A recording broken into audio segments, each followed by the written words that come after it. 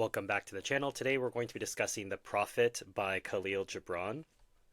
And there's a really interesting story around this particular book for me. So this was gifted, so this is the cover for this particular text. This was given to me in 1998 when I was still a teenager at one of my first jobs by someone I was working with.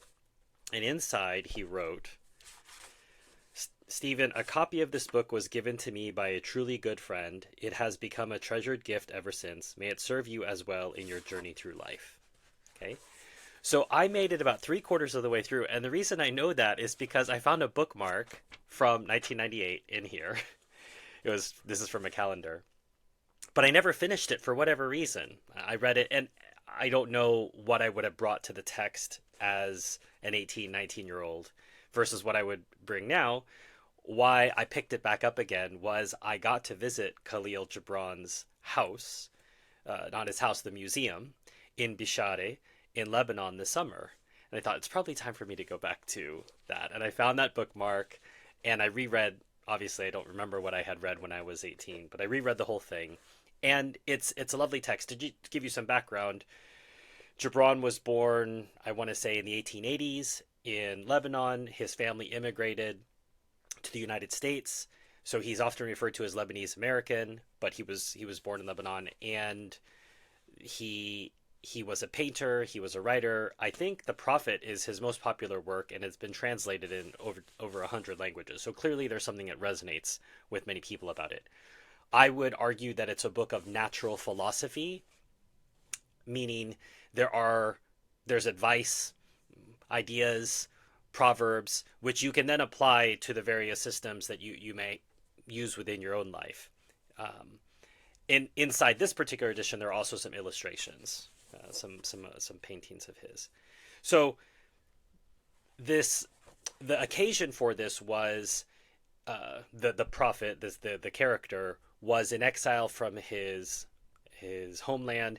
He was waiting for a ship for many years. 12 years pass. The ship comes, and as he's getting ready to leave, the people in the village ask him questions. Tell us about children. Tell us about love. Tell us about work. And he gives these interesting responses to each of these. And so that's why I say it's a work of natural philosophy more than anything. Yes, the term prophet evokes something religious, but I wouldn't say that this text is particularly religious. So I just picked out four different parts. There's lots of different aspects, and this is a first for the channel. I haven't really talked about books of poetry before, and this is prose poetry of sorts. But I just want to read some of these to you and share some thoughts. And a woman who held a babe against her bosom said, "Speak to us of children." And he said, "Your children are not your children. They are the sons and daughters of life's longing for itself. They come through you, but not from you, and though they are with you, yet they belong not to you. You may give them your love, but not your thoughts, for they have their own thoughts. You may house their bodies, but not their souls, for their souls dwell in the house of tomorrow, which you cannot visit, not even in your dreams. You may strive to be like them, but seek not to make them like you, for life goes not backward, nor tarries with yesterday. You are the bows from which your children as living arrows are sent forth. The archer sees the mark upon the path of the infinite, and he bends you with his might, that his arrows may go swift and far. Let your bending in the archer's hand be for gladness, for even as he loves the arrow that flies, so he loves also the bow that is stable. I mean, what a beautiful idea. You as the bow, the arrows as your children. And this is an idea, obviously, that fits very well within Christianity, the idea that your children are not your children, that you don't own your children, they're given to you, you are a steward, they're God's children, and you are there to take care of them until they become adults, and then obviously they have to take care of themselves. But beautiful ideas there.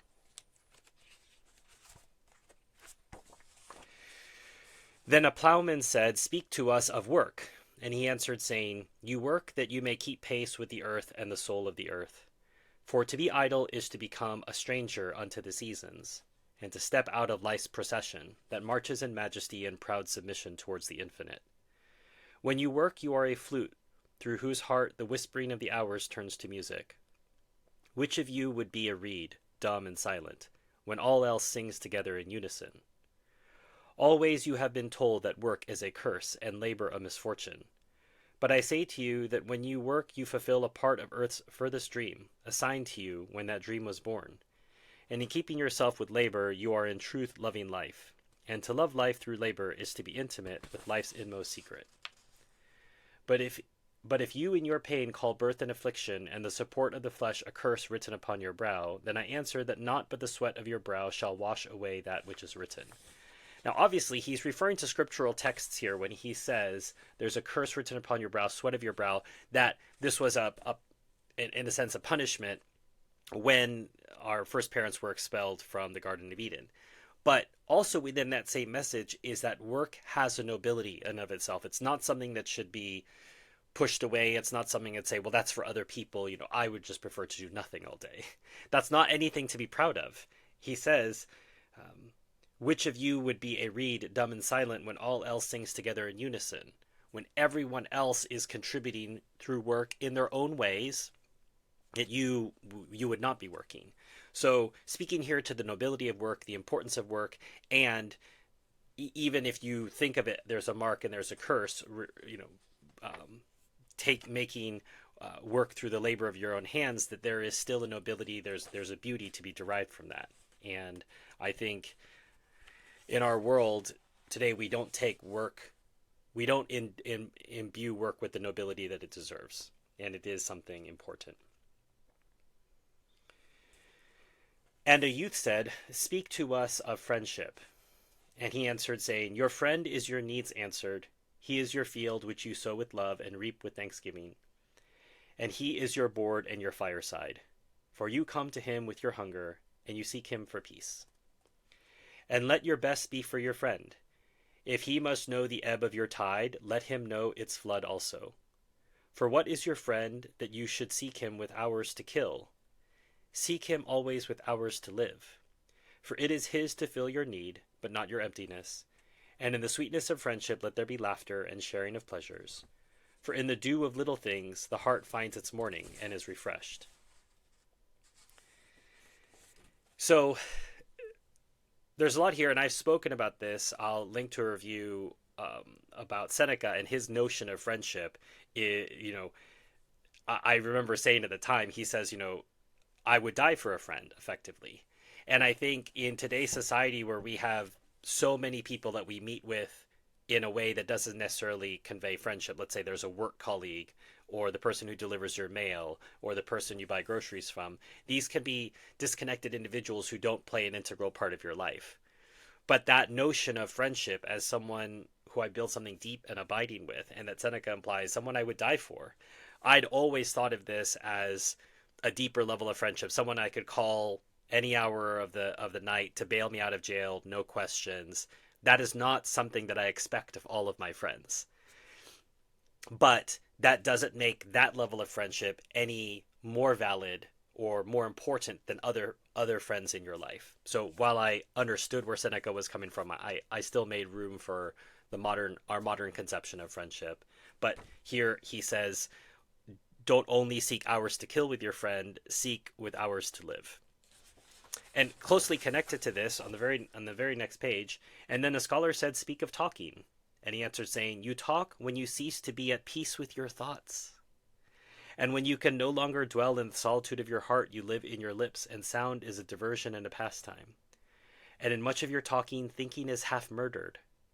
For thought is a bird of space, that in a cage of words may indeed unfold its wings, but cannot fly. I mean, it's one of my favorite parts of this text. And this is captured in the modern idiom, a very famous movie. Are you actually listening, or are you just waiting to talk? And so you talk when you cease to be at peace with your thoughts. Thought is a bird of space, that in a cage of words may indeed unfold its wings, but cannot fly. In much of your talking, thinking is half murdered. When you meet your friend on the roadside or in the marketplace, let the spirit in you move your lips and direct your tongue. Let the voice within your voice speak to the ear of his ear, for his soul will keep the truth of your heart as the taste of the wine is remembered, when the color is forgotten and the vessel is no more. I mean, I selected that just for the beauty of those words. For his soul will keep the truth of your heart, as the taste of the wine is remembered, when the color is forgotten and the vessel is no more. How long will that be? So, part of my review today is pointing out that sometimes books come to you at the right time in your life for whatever reason. So, this book was first gifted to me in 1998. I finished three-quarters of it in 1998, didn't remember much about it. Because if you go on social media, you'll see people saying, "Oh wow, this book changed my life. This is one of the most important books. I read this every couple of years." When I was 18, it didn't make that much of an impression on me. I go to Gibran's museum in Lebanon this summer. I think, "Oh yes, I have that text." I go back to it. I read the whole thing and do find it to be helpful. I wouldn't say that it's necessarily a life-changing text or it's one of the most important books I've ever read, but I do think it's beautifully written. And obviously I have a greater appreciation for Gibran after seeing where he was born. Bishari is beautiful Maronite part of Lebanon, and I imagined as I was reading this text that setting, that very peaceful and beautiful setting for this. So I would encourage you to check it out. It's not, I mean, in this edition, which is a sort of beautiful printed edition with beautiful in a beautiful font and really thick, beautiful paper. It's 80 pages. So I'm sure in a paperback version, it's not that expensive and something you can at least get. And it's been translated into 100 languages, so you can find it in your own native language if English is not your first language. If you'd like to share this review with a friend, maybe encourage them to get the text and talk about it with them, you can subscribe, share this. It's one way you can support the channel. You can also buy a copy of the book. There's a description below. That's another way you can support the channel. You can also support the channel by becoming a member of my Patreon or YouTube members. And if you want to send a one-time gift, there's also PayPal, Buy Me a Coffee. If you want to suggest future books for me, you can find my Amazon wish list below. You can pick one of those, send it to me, and I will review it. If it's on my wish list, I already want to get it. And a reminder, in 2024, any revenues from all these different places, a portion of that is going to go to the Palestine Children's Relief Fund, which helps children who could not otherwise get medical care, particularly in Gaza and the West Bank. Until next time, enjoy your reading.